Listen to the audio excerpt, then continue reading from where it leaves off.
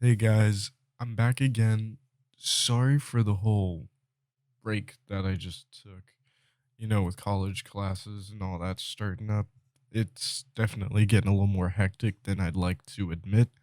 But I am back and I'm here making a video about a pretty pressing topic. As a matter of fact, I'd say it's so pressing that it actually rivals pink sauce in a lot of ways. The main one is the detriment to human health. And you probably already know what I'm going to say, but what we're talking about today is Nyquil Chicken. I don't know who keeps pumping this shit out of the woodworks, but whoever's doing it really, just for the ideas, they need a raise because I've never heard of any of this stuff before. Actually, that's not true. Nyquil Chicken has been around since about 2017 and only recently blew up. Basically, the first mention of Nyquil Chicken, from what I could find, is a mention of it, an actual couple of pictures on Twitter, where it's something along the lines of, if your girl makes you Nyquil Chicken, don't ever let her go. Obviously made out of good fun. I'm sure the person who made this tweet didn't expect it to blow up as big as it did, which is honestly kind of a crazy concept to me. Like, we're literally talking about a tweet that originated from 2017, and we're in the year 2022 right now. So, something from half a decade ago is coming back full swing and it's blowing up. It's on the news. The FDA is putting out statements. People on TikTok and YouTube are talking about it, of course. And it's just blowing up to be this huge thing that's actually a cause for concern now. But regardless of all that, getting down to the nitty gritty, the brass tacks, what NyQuil chicken is basically a mix between raw chicken and NyQuil. NyQuil is essentially a flu medicine that is well known for putting people to sleep. And people are combining that with foods, specifically chicken in this case.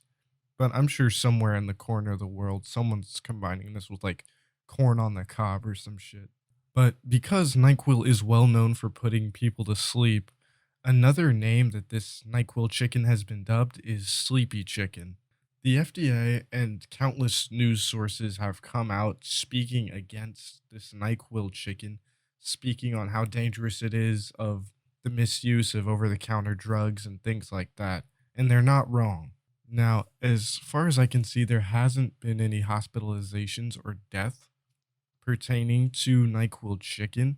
And to be honest, I hope it stays that way, which I think it most likely will, because a lot of people or a lot of news articles and organizations are pointing fingers at the FDA. The reason for this is because, from their perspective, no one was really thinking about this and no one was really focused on this until the FDA made a statement which brought a lot of attention to the subject, meaning it's now a more widespread thing than it was. Which I guess in some cases would make sense, but not in this one. At the end of the day, the FDA is doing their job and notifying people of dangerous things that have been cropping up and warning parents and anyone else who's aware to keep your kids from doing this, because that's the main audience here, the kids, adolescents. Now, a couple extra things I wanted to note about this situation is that, again, not the first time this has cropped up. Obviously, with the post on Twitter, and I do actually believe there's somewhere on 4chan or some other forum posting site where this did actually crop up, you know, with someone just trolling, and then there were a couple of YouTube videos back in the day. Honestly, back then it was a much smaller scale than it is now, but one thing I will say is that this reminds me a lot of the Benadryl challenge. And in case you don't know what that is, pretty much another misuse of over the counter drugs type beat. People would get as much Benadryl as they could and take so much of it until they started hallucinating and having different side effects. The Benadryl challenge did actually put several kids in the hospital and even took a life of a 15-year-old from Oklahoma. Now, just to clarify what can happen if you overdose on Benadryl, you can suffer from extreme drowsiness, increased heart rate, confusion, seizures, and even a coma. That's not including things like dry mouth, nausea, vomiting, unsteadiness, and the hallucinations. Now, just to finish all this off, people really need to stop coming up with these challenges. It's getting pretty crazy, and this isn't even the half of these TikTok trends, which have been racking up in recent years. You know, with the Skullbreaker challenge, the Blackout challenge, the one where you ride on top of the car while it's moving. That sort of stuff. Like, I don't know who comes up with this. I don't know who has so much free time that they're out here risking their lives. But this is honestly getting out of hand.